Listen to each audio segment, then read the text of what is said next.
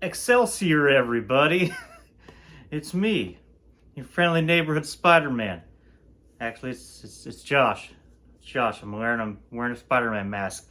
Okay, disclaimer here: no spoilers for the new Spider-Man movie, No Way Home. I have not yet seen it at time of recording, so don't worry about that. No spoilers. I'm just going to be talking about Spider-Man today, not the movie.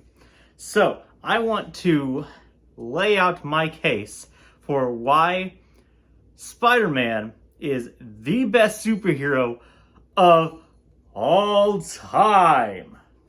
He absolutely is. Let me lay out my case here. One, and probably the primary reasons that I think Spider-Man is the best character of all time is just how real and grounded he is. As long as you're not like going like way out there into like some of the comics and stuff where everything just kind of gets like way out of control. I was actually talking with some people the other day. Reggie, we did a video, the Marvel versus DC debate that we did.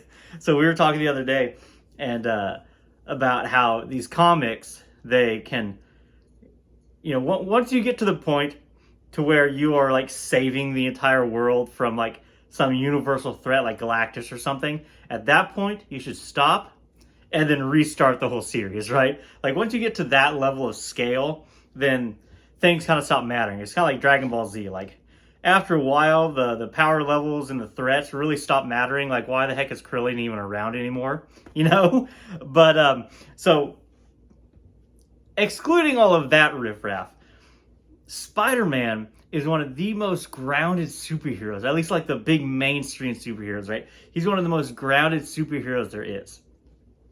You got some superheroes like obviously Superman and whatnot, that's just like from the very get-go, the guy is basically God tier, right? And that's, I don't know about the rest of you guys, but for me, that gets old like real quick.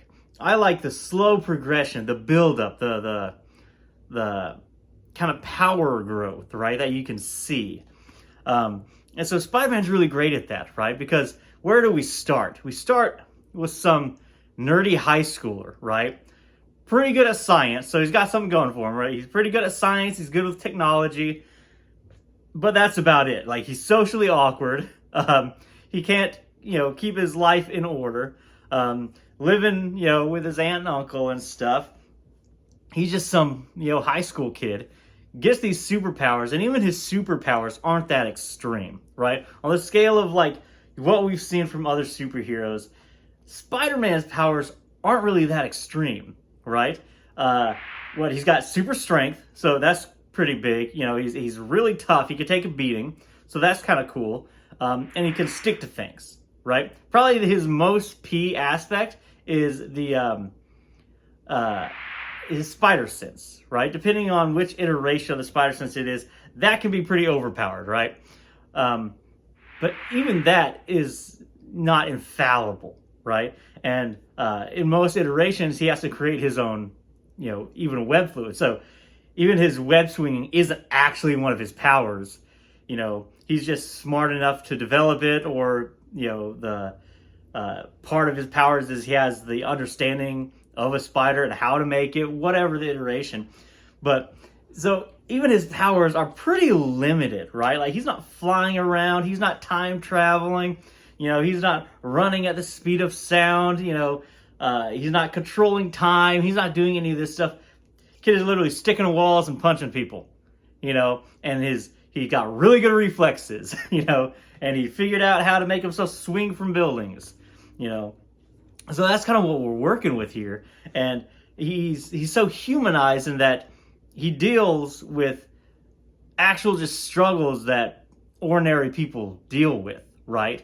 Like he's trying to balance his girlfriends, trying not to drop them. Gwen. And he's dealing with family issues, he's dealing with the loss of his father figure. He's dealing with trying to take care of and protect his aunt. He's dealing with the girlfriend stuff. He's dealing with a terrible job. We can all relate, right? He's dealing with balances in school and all of this, along with being a superhero. And he's not even like this global superhero, right? He's your friendly neighborhood Spider-Man, right? He sticks to like this one city and all this stuff.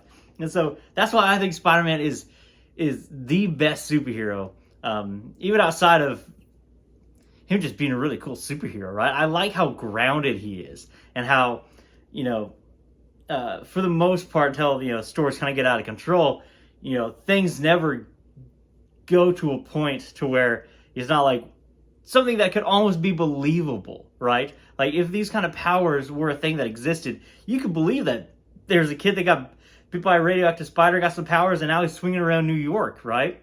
And even a lot of his villains, I think, are pretty top tier villains within, you know, Marvel. The kind of guys that he's got to deal with, I think, are quite interesting as well. So that's just my opinion. I think Spider-Man is the best superhero there is for the most part, you know, for all of these reasons. So I really like Spider-Man. I'm really excited to see the new Spider-Man movie. Let me know what you guys think, but that's what I got to say for today.